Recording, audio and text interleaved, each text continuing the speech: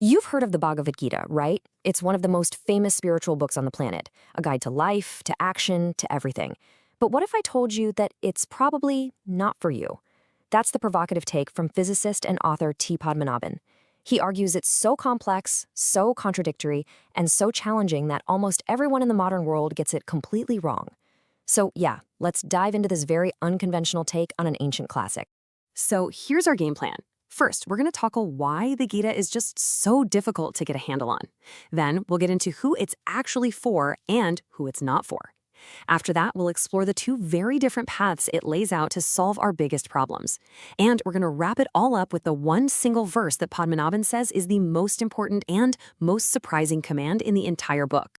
All right, let's get right to it. The central problem with the Gita: why is a book that's supposed to be a guide to living a better life so darn hard to understand?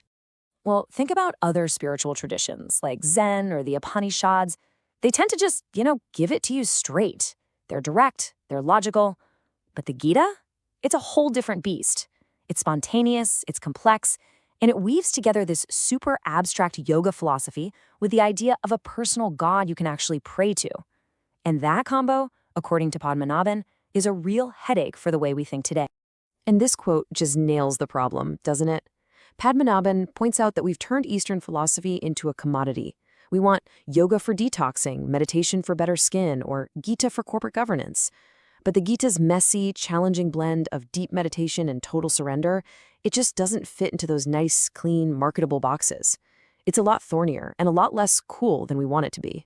And all this complexity leads to the author's most provocative point, that for most of us, this famous, celebrated guidebook is actually useless. Which, of course, raises the big question, right? If it's not for most people, then who is it for? When does this ancient text actually become useful? Okay, so here's the deal. According to Padmanabhan, the Gita has two very strict, non-negotiable prerequisites. First, you have to be in a state he calls vishada. And that's not just having a bad day. It's a deep, profound sorrow, a real crisis, just like Arjuna was facing on the battlefield. And second, you have to be absolutely convinced that you do not have the answer. If you still think a better job or a bigger house will fix your problems, well, the Gita has nothing to say to you. And it turns out Krishna himself kind of knew this.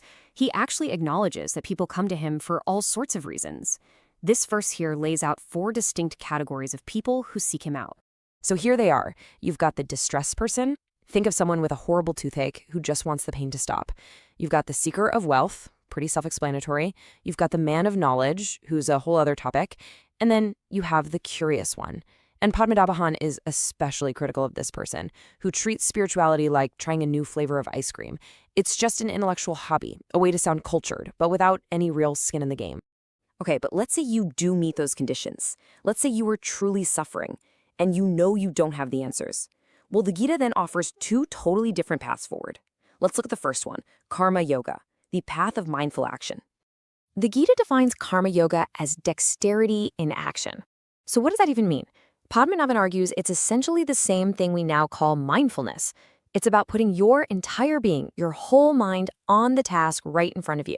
Whether you're washing the dishes, writing code, or even fighting a war, you are just completely 100% present with what you are doing right now.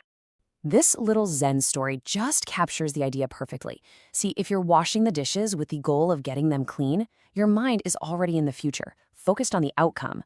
But if you wash the dishes just to wash the dishes, feeling the warm water, the soap, the motion of your hands, your mind is totally in the present.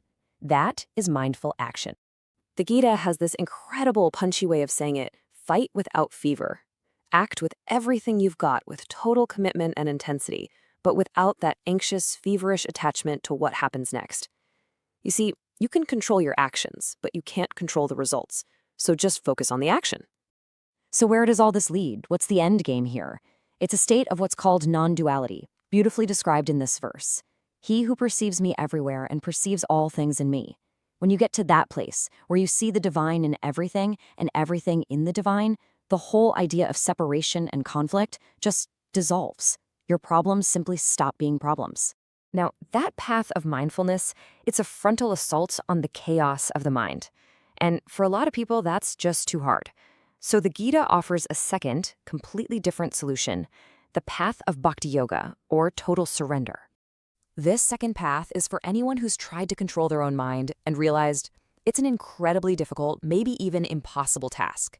So instead of trying to wrestle your mind into submission, you do the opposite. You just let go. And just look at the contrast here. Path 1 is an active struggle. You see your mind wander and you over and over and over again. Path 2 is totally passive. You stop trying to control anything. As Krishna says, you take refuge in me. You just surrender your will completely. Now, Padmanabhan has this wonderfully cheeky name for this idea. He calls it the doctrine of irresponsibility. And it's a brilliant psychological trick. The idea is that you are no longer the one doing things. You're just an instrument that a higher power is acting through. And if you're not the doer, well, you're not responsible for the outcomes, good or bad. And this lets you act in the world without all that anxiety, that burden, that ego. So we have these two completely different options, the path of mindful action and the path of total surrender. But after laying out this whole complex philosophy, Krishna's final message isn't a command to just pick one and obey. And that brings us to our final section, and what Padmanabhan says is the single most important verse in the entire Gita. And this is so crucial. After 18 chapters of dense, profound, sometimes confusing teaching, the final message is not one of blind faith. It's not a dogma. It's actually the exact opposite. Here it is. This is the big reveal. Krishna says to Arjuna, "Thus has knowledge been declared to you by me.